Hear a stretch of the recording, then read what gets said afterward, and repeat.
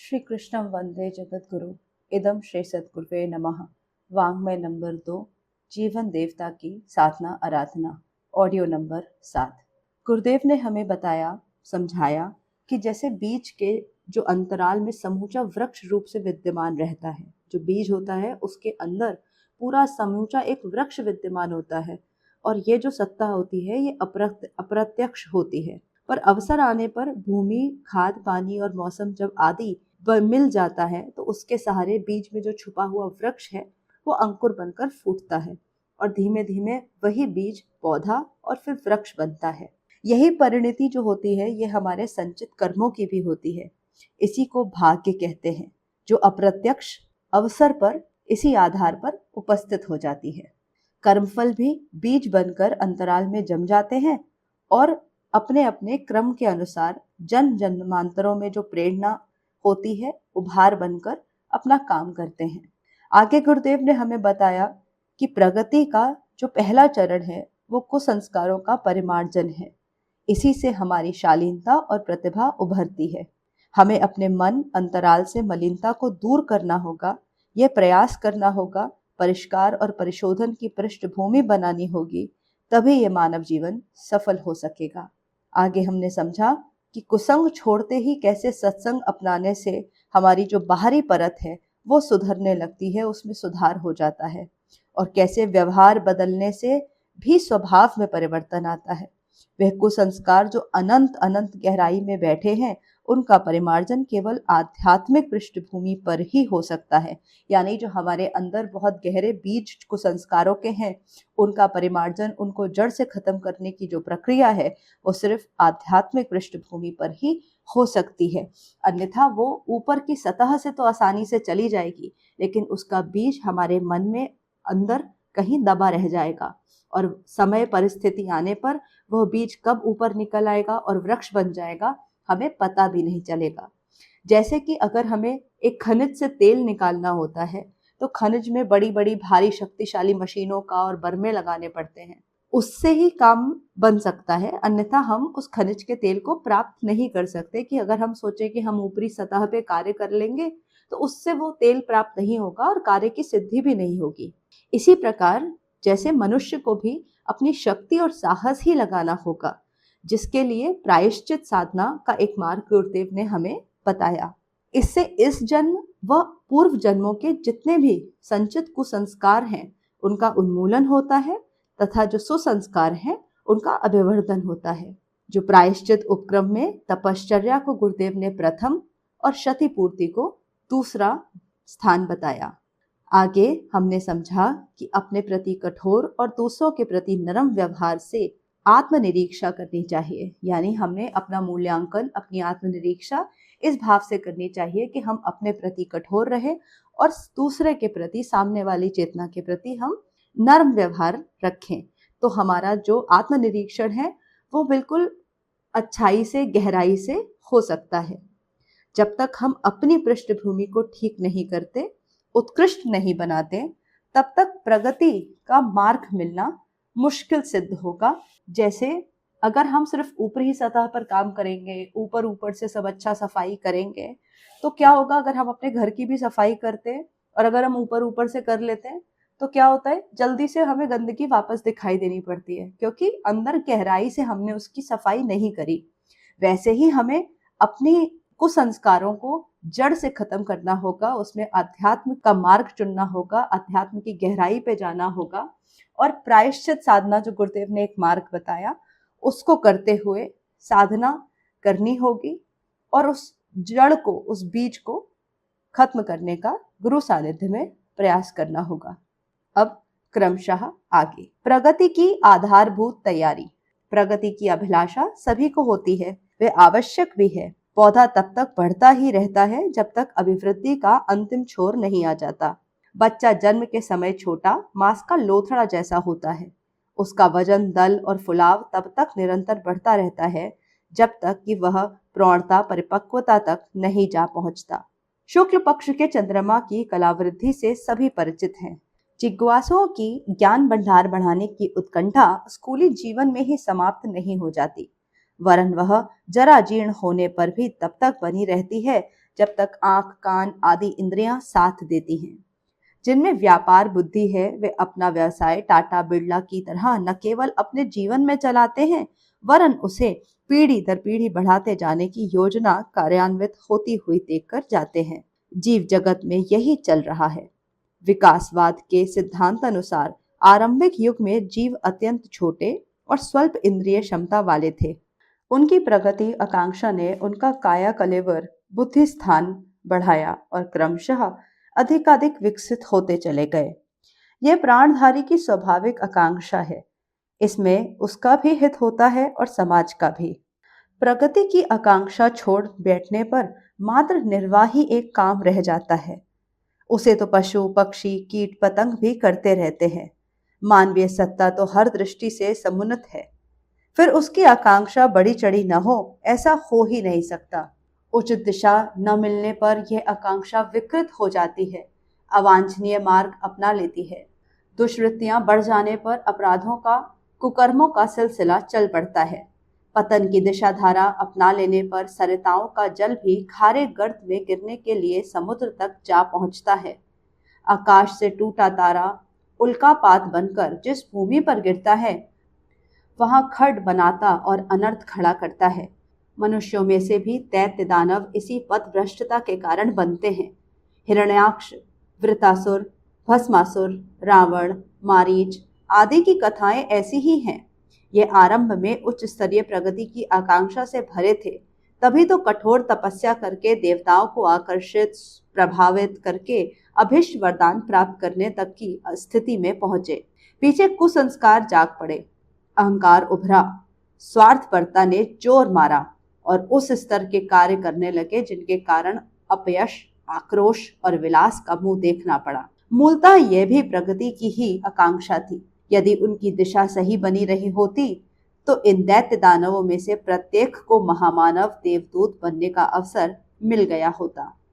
वे हरिश्चंद्र, बुद्ध, ईसा, गांधी जैसे अभिनंदनीय, अनुकरणीय बने होते। भौतिक क्षेत्र में लिंकन, वाशिंगटन, मैजनी, लेनिन जैसे राजनेताओं में उनकी गणनाएं हुई होती। यदि उन्होंने वैज्ञानिक शोध आविष्कार के क्षेत्र में प्रवेश किया होता तो Charak, Sushruta, Nagarjuna, Vishwakarma, Einstein, Curie, Edison जैसी सफलताएं प्राप्त करके यशस्वी एवं चिरस्थायी लोकमंगल के निर्धारण प्रस्तुत कर सकने में समर्थ रहे होते।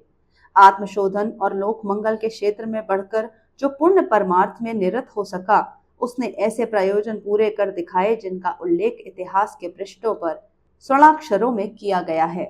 महामानवों, पुरुष पुरुषोत्तमों, नर नारायण के असंख्य उदाहरण इसी पृष्ठभूमि से भरे हुए हैं। उन्होंने आदर्शवादी सन्मार्ग अपनाया और उस पर द्रुत गति से चल सकने के लिए आवश्यक तत्परता और तन्मयता को अपनाया।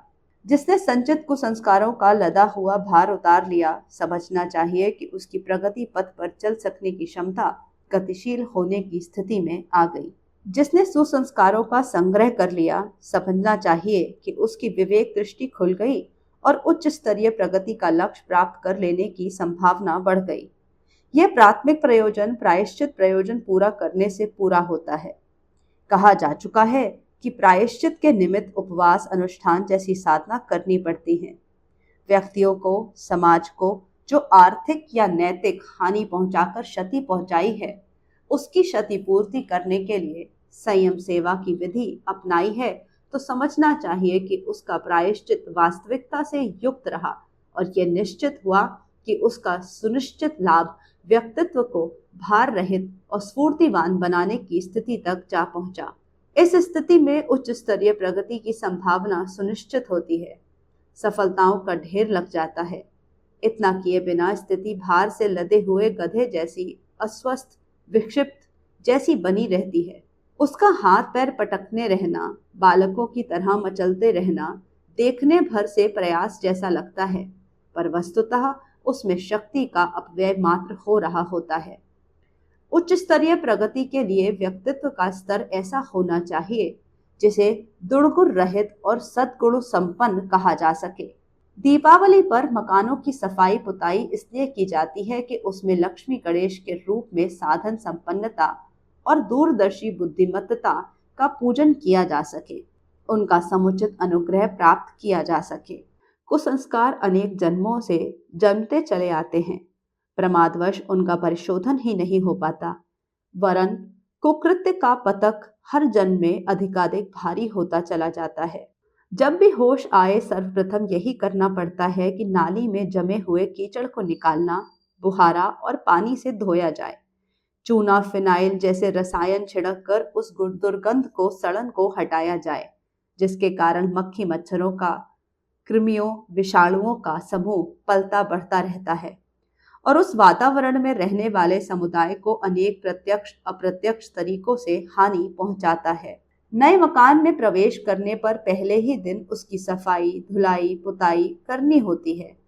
इसके उपरांत उसमें रहने, कारोबार चलाने की व्यवस्था की जाती है। प्रगतिशील नवजीवन अपनाने के लिए भी इसी प्रयोजन की पूर्ति करनी पड़ती है, जो जीवन शोधन के रूप में अपनानी होती है। ज्वर, अतिसार, सिर दर्द जैसे रोगों का चिकित्सा उपचार करना होता है। उस आधार पर कुछ दिन में रोगों के आक्रमण से छुटकारा भी मिल जाता है, पर काम इतने भर से पूरा नहीं हो जाता। रुग्णता के कारण शरीर में जो दुर्बलता बस जाती है, उसे दूर करने के लिए विशेष रूप से फल, दूध, मालिश, टहलना जैसे उपाय अपनाने पड़ते हैं, ताकि रोगों के जड़ जमाए बैठे रहने के कारण जो क्षति हुई है उसकी पूर्ति हो सके। प्रायश्चित उपक्रम में भी यही करना पड़ता है। गायत्री अनुष्ठान जैसी तपश्चर्या में उपवास, ब्रह्मचर्य जैसे कितने ही संयम जुड़े रहते हैं। उनके परिपालन का अभ्यास तो तपश्चर्या अवधि में किया जाता है, किंतु उनका समावेश स्वभाव अभ्यास की तरह अपनाकर जीवन क्रम को उसी सांचे में ढालना पड़ता है, ताकि मात्र साधना काल में ही व्रतशील रहकर बात समाप्त न हो जाए। उन्हें जीवनचर्या का अंग बना लेने पर ही काम चलता है। एक दिन बीज बोने पर दूसरे दिन वह वृक्ष बनकर फूलने फलने ही नहीं लगता, वरन अंकुर उगते ही सतर्कता पूर्वक उसमें खाद पानी देने, रखवाली करने का दायित्व निभाना पड़ता है। फलों का लाभ इतना कर सकने वाले को ही मिलता है। अनुष्ठान के दिनों जिन व्रतों को धारण किया जाता है, उन्हें आगे भी अपनाए रहना पड़ता है। प्रायश्चित का दूसरा चरण है क्षतिपूर्ति, ऋण मुक्ति। इसके लिए दोनों बल्हों का वजन बराबर करना पड़ता है। पुण्य परमार्थ की ऐसी योजना बनानी पड़ती है जो सच्चे अर्थों में उद्देश्य की पूर्ति करती हो। चिन्ह पूजा और लकीर पीटना आत्म प्रवंचना है। पूजा पाठ के समय तो यकिंचित समय और साधन लगाने पड़ते हैं। उन्हीं के सहारे कुसंस्कारों के भंडारण से होने वाली क्षति को पूरा नहीं किया जा सकता। इसके लिए गायों को घास, चींटियों को आटा, देवता पर अक्षत पुष्प चढ़ाने जैसी बाल क्रीड़ा से काम नहीं चलता, वरन जन कल्याण के ऐसे काम हाथ में लेने पड़ते हैं जो आकार में भी बड़े हों, साथ ही समय और साधनों का नियोजन भी बड़ी मात्रा में चाहते हों तथा दूरगामी परिणाम भी प्रस्तुत करते हों। प्रायश्चित की मर्यादा में तो यह सब होना ही चाहिए, पर बात इतनी ही दिनों तक सीमाबद्ध होकर नहीं रह जानी चाहिए। उसे जीवनचर्या का एक अविच्छिन्न अंग बनाया जाना चाहिए। नित्य कर्मों के साथ इस प्रकार जोड़ना चाहिए कि वे सदा सर्वदा चलते रहे, जीवन की दिशा धारा के प्रमुख अंग बनकर रह सके। यह पिछले कुसंस्कारों से मुक्ति पाकर अभिनव मानवोचित जीवन जी सकने के लिए आरंभ हुई कायाकल्प जैसी प्रक्रिया समझी जा सकती है। इस शुभ आरंभ श्री गणेश भूमि पूजन के उपरांत इस भवन निर्माण की क्रिया आरंभ होनी चाहिए, जो मानवीय गरिमा के अनुरूप प्रगति के उच्च स्तरीय निर्माण में सहायक सिद्ध हो सके। पुण्य परमात्मा को आरंभ कर देना अच्छा तो है, पर दृष्टि उठाकर उन महामानवों की गतिविधियों का भी गहराई से पर्यवेक्षण करना चाहिए, जिनने कुसंस्कारों का प्रायश्चित भर करके काम समाप्त नहीं कर दिया, वरन महान प्रयोजनों की पूर्ति के लिए शेष जीवन का ऐसा योजनाबद्ध उपयोग किया जिससे उनकी प्रतिभा, लगन, कुशलता, समय, श्रम एवं साधन संपदा का पूरा पूरा उपयोग महान प्रयोजनों के लिए संपन्न होता रहा। व्रतशीलता इसी को कहते हैं। महामानवों की रीति नीति यही रही है। उनके कर्तृत्व से न केवल लोक मंगल की सामयिक आवश्यकताओं की पूर्ति हुई है, वरन भविष्य के लिए एक महान परंपरा को प्रोत्साहन भी मिला है। राजा हरिश्चंद्र का नाटक ड्रामा देखकर गांधी जी का जीवन बदल गया था। उन्होंने दूसरा गांधी बनकर रहने का संकल्प किया था। इस प्रकार महात्मा गांधी को महान हरिश्चंद्र का मानस पुत्र ही कहना चाहिए। इसी को सच्ची प्रगतिशीलता कह सकते हैं। इस दृष्टिकोण एवं क्रियाकलाप से मनुष्य धन्य बनता है और असंख्यों के लिए प्रेरणा स्रोत बनकर रहता है। प्रगतिशीलता इसी को कहना चाहिए। आत्मविकास की सामान्य प्रक्रिया। कई व्यक्ति कम से कम समय में अधिक से अधिक बढ़ चढ़कर उपलब्धियां प्राप्त करने के लिए आतुर होते हैं, आकुल व्याकुल बनते देखे गए हैं। ऐसे लोगों के लिए बच्चों वाले बालू के महल और टहनियों गढ़ाकर बगीचा खड़ा करने जैसी कौतुक रचना पड़ता है, या फिर बाजीगरों जैसा छठ बहार कुतूहल दिखाई अबोध जनों को चमत्कृत करना पड़ता है। आंखों में चकाचौंध उत्पन्न करने का रूप धारण करने में नाटककर्ता ही प्रवीण होते हैं। उन्हीं को मुखौटे लगाना और साज सज्जा से अलंकृत होना आता है। शालीनता के रहते बचकानी योजना बन सकती हैं, कार्यान्वित होने का तो कभी अवसर ही नहीं आता। स्थायी निर्माणों में देर लगती है। स्नातक पहलवान बनने में भी समय लगता है। जमीन से गड़ा खजाना मिलने पर धनवान बनने वाले सुने तो जाते हैं, पर देखे नहीं गए। देवता के वरदान अथवा जादू मंत्र से किसी ने रिद्धि सिद्धि अर्जित नहीं की है। अंतराल को जगाने, दृष्टिकोण बदलने और गतिविधियों को सुनियोजित आदर्शवादी बनाने, संकल्पों पर आरूढ़ रहने से ही इस स्तर का विकास हो सकता है, जिसमें बहुविधि सफलताओं के फल फूल लगे, विभूतियों के चमत्कारी उभार उभरे, अदूरदर्शी तत्काल संपन्नता सफलता से भरे पूरे अवसर उपलब्ध करना चाहते हैं। प्रकृति क्रम से यह संभव नहीं। उसमें कर्म और फल के बीच अंतर अवधि रहने का विधान है। 9 महीने मां के पेट में रहने के उपरांत ही भ्रूण इस स्थिति तक पहुंचता है कि प्रसव काल की कठिनाई सह सके और नए वातावरण में रह सकने के जीवट से सज्जित हो सके। जो इन तथ्यों को अनदेखा करते हैं और अपनी हठवादिता को ही अपनाए रहते हैं, उन्हें इसकी पूर्ति के लिए छड्डों का सहारा लेना पड़ता है। किसी को प्रलोभन देकर या दबाव से विशेष करके ही वाहवाही का पुलिंदा हथियाया जा सकता है। कांच के बने नगीने ही सस्ते बिकते हैं। असली हीरा खरीदना हो तो उसके लिए समुचित मूल्य जुटाया जाना चाहिए। फसल से घर भरने के लिए किसान जैसी तत्परता अपनाई जानी चाहिए और बोने से लेकर काटने तक की लंबी अवधि में धैर्यपूर्वक प्रतीक्षा करनी चाहिए। आत्मिक प्रगति के लिए दुष्प्रवृत्तियों के निराकरण, सुसंस्कारों के अभिवर्धन हेतु दोहरा पुरुषार्थ अपनाया जाना चाहिए। इसका प्रथम चरण है संयम साधना और दूसरा है उदार संलग्नता। इन दोनों के लिए आवश्यक श्रद्धा और विश्वास अंतराल में पक सके। इसके लिए योगाभ्यास स्तर की तपश्चर्या का आश्रय लेना चाहिए। यूं इस प्रकार के क्रिया कृत्यों में विश्वास न रखने वाले व्यक्ति अपनी समूची क्रियाशीलता और सद्भावना उच्च स्तरीय क्रियाकलापों में नियोजित करके समग्र जीवन को साधनामय बना सकते हैं। डॉक्टर राम मनोहर लोहिया हर दृष्टि से विवाह योग्य होते हुए भी जीवन भर यही कहते रहे कि मेरे सामने देश की स्वतंत्रता और प्रगति का इतना सघन लक्ष्य है कि समूची विचारणा और क्रिया शक्ति उसी में खप जाती है। ऐसी व्यक्ति के समग्र श्रम साधना के लक्ष्य के लिए ही सर्वतोभावेन समर्पित रहते हैं। फिर गृहस्थी संभालने के लिए अलग से समय, मन, साधना कहाँ से लाया जाए? अनेक आग्रहों को अस्वीकृत करते हुए उनने विवाह नहीं किया और समूची क्षमता देश सेवा में ही नियोजित किए रहे। यह जीवन साधना है। नियत समय पर पूजा, उपासना, साधना, तपश्चर्या करना अपने स्थान पर महत्वपूर्ण और फलदायक है। उसकी उपयोगिता, आवश्यकता से इनकार नहीं किया जा सकता। प्रगति का सरल तरीका भी यही है। बच्चों को 3 पहिए की गाड़ी के सहारे खड़ा होना और चलना सिखाया जाता है, पर यह अनिवार्य नहीं है कि हर बच्चे को 3 पहियों की गाड़ी मिले ही। वह अभिभावकों की उंगली पकड़कर या दीवार के सहारे भी चलना सीख सकता है। संयम साधना द्वारा व्यक्तित्व में शालीनता भर लेना और लोकमानस का परिष्कार जैसी उच्च स्तरीय सेवा साधनों में निमग्न रहकर भी साधना का प्रतिफल प्राप्त किया जा सकता है। उपासनाओं के स्वरूप अनेक हैं। गुरु परंपरा में उनके कतिपय विधान हैं। संप्रदाय भेद से अनेक मान्यताओं की अवधारणाएं विद्यमान हैं। इनमें से किसी को भी अपनाया जा सकता है। एक स्थान पर पहुंचने के लिए अनेक दिशाओं में चलने वाले यात्री अनेक मार्ग बना लेते हैं।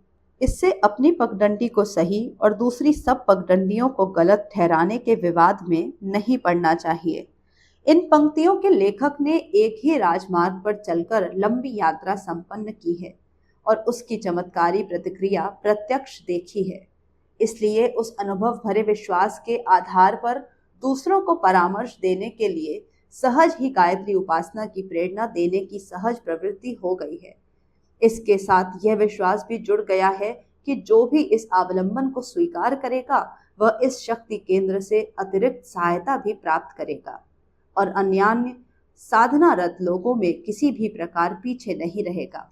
गायत्री उपासना का साधारण क्रम तो सर्वविदित है, पर उसकी गहराई में प्रवेश करना हो तो फिर एक ही मार्ग है कि उसके उच्च स्तरीय दर्शन एवं प्रयोग को अपनाने के लिए अग्रगामी बना जाए। इस संदर्भ में कुछ अतिरिक्त समझना और विशेष प्रयोग को अपनाना पड़ेगा।